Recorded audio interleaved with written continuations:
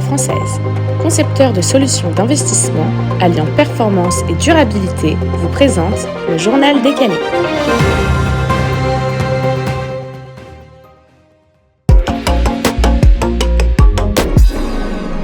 Commençons ce journal décalé par une question. Quels sont les placements préférés des Français ? La hausse des taux d'intérêt, les crises géopolitiques, les élections, les réformes n'ont eu aucun impact. Le livret A reste, comme toujours, indétrônable, suivi loin derrière par l'assurance vie et par le PEA. On constate quand même une nouvelle tendance depuis le Covid.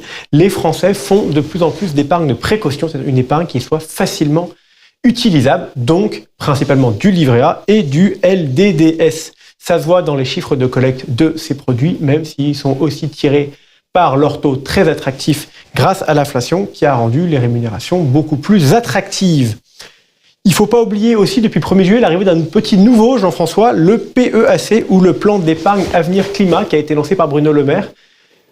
Il fonctionne tellement bien que nous sommes le 2 ou 3 juillet, 2 juillet, ça commence bien, et aucune banque ne le propose.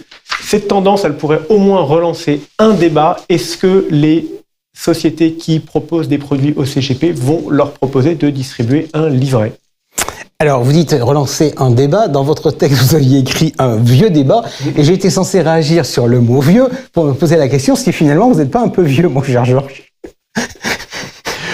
Bon, soit. Alors non, mais pourquoi je vous dis ça ? Parce qu'en fait, j'entends tout votre discours, mais dans les placements qui ont quand même absolument la forme, il y a un truc dont on ne parle quasiment jamais, c'est quand même les cryptos, qui aujourd'hui, il y a plus de détenteurs de cryptos dans notre pays que de détenteurs d'actions. Et faudra peut-être un beau jour qu'on en parle, parce que c'est un placement qui a aujourd'hui une réelle dynamique. Écoutez, je vous donne rendez-vous dans un an, et on verra, on sera tous les deux encore plus vieux. Et en parlant de vieux, je vais vous parler d'un produit, d'un pacte qui a 20 ans, le pacte Dutreil. On pourrait donc penser au bout de 20 ans qu'il est totalement stabilisé, que tout est très clair. Eh ben, c'est pas du tout le cas. Si on prend la loi de finances, le BOFIT, la Cour de cassation, le Conseil d'État, ils ont tous des lectures différentes. Ils ne regardent pas dans la même direction. Il est donc obligatoire de regarder en détail tous les faisceaux d'indices de la jurisprudence. Qu'est-ce qu'on a comme cas pas clair ? Je vais en citer quelques-uns. 1. Le type de sociétés qui sont concernées par ce pacte. Les sociétés civiles sont normalement exclues, on le sait bien, et pourtant, certains ont réussi à trouver un petit trou de souris pour les faire accepter. La notion de holding animatrice est aussi pas bien claire. Qu'est-ce que c'est qu'une holding animatrice ? Quelle durée ? Quel type d'animation ? La possibilité de faire un pacte au moment de la donation, toujours pas clair, à quel moment le pacte doit être fait. Et de même, le respect de l'engagement de détention. Je ne peux donc vous donner qu'un conseil, bien faire appel à un expert pour vous faire accompagner pour la mise en place d'un pacte Dutreil. Ok, cela dit, 20 ans, en termes de stabilité, de règles, etc., on est quand même très largement soumis à ce qui va se passer d'un point de vue politique, et on va suivre ça avec attention. On en parlera d'ailleurs tout à l'heure avec nos invités sur l'impact sur les marchés.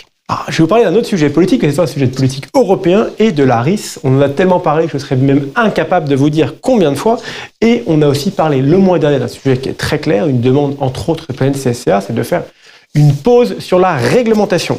Mais quand on regarde les dernières déclarations, et entre autres celle de Patrick Montagnier, qui était secrétaire général adjoint de la CPR et qui vient d'être nommé représentant de la Banque centrale européenne au Conseil de surveillance prudentielle, il dit que l'ARIS qui a été voté ne sera qu'une étape, que ce n'est pas terminé et que le texte va encore évoluer.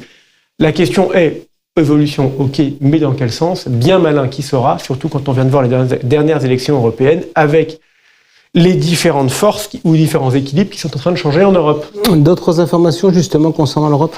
Oui, on va rester en Europe, pas du tout sur la réglementation, mais sur les attentes des CGP en termes de société de gestion. Une étude du Fundamental Group nous donne de nombreuses informations et il faut vraiment être super agile pour plaire à tous. Pourquoi ? Parce que les Allemands, qu'est-ce qu'ils cherchent ? Eux, ils veulent des gestionnaires qualitatifs, la fameuse qualité allemande, des gestionnaires analytiques qui offrent une large éventail de produits, alors que les Anglais, eux, qu'est-ce qu'ils veulent ? Ils veulent qu'un track record, ils ne croient que sur le passé. En Espagne, on cherche au contraire des partenaires avenants, donc avant tout c'est le contact humain qui compte, alors qu'en France, on cherche le côté créatif, et en France on est chauvin, donc le côté local. En Italie, encore autre point de vue, on cherche des partenaires mondiaux avec la gamme la plus large possible. Bref, l'Europe devient unifiée sur la réglementation, mais pas spécialement sur les attentes. Ben vous avez tout à fait compris pourquoi la construction européenne se fait très difficilement. Mais Jean-François, vous m'étonnez un peu parce qu'en général, vous me faites des retours très longs à toutes mes remarques. Et là, franchement, vous êtes super court, donc je vois deux options.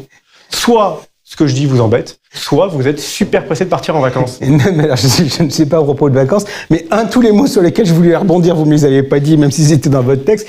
Et puis deux, on va être très honnête, je garde quelques forces pour une émission spéciale qu'on fera demain et où on refera le match, on donnera la parole aux journalistes et on parlera de l'actualité de l'épargne avec Cédric Decoeur de Radio Patrimoine, Aurélie Ferdo, journaliste indépendante, et Jérémy Gatignol de Citywire. Je ne sais pas combien de temps on y passera demain, mais en tout cas, on va, une fois cette émission terminée, aller se reposer un tout petit peu et pour être en forme demain, tout de suite, on attaque notre débat, c'est le G3 Bourse.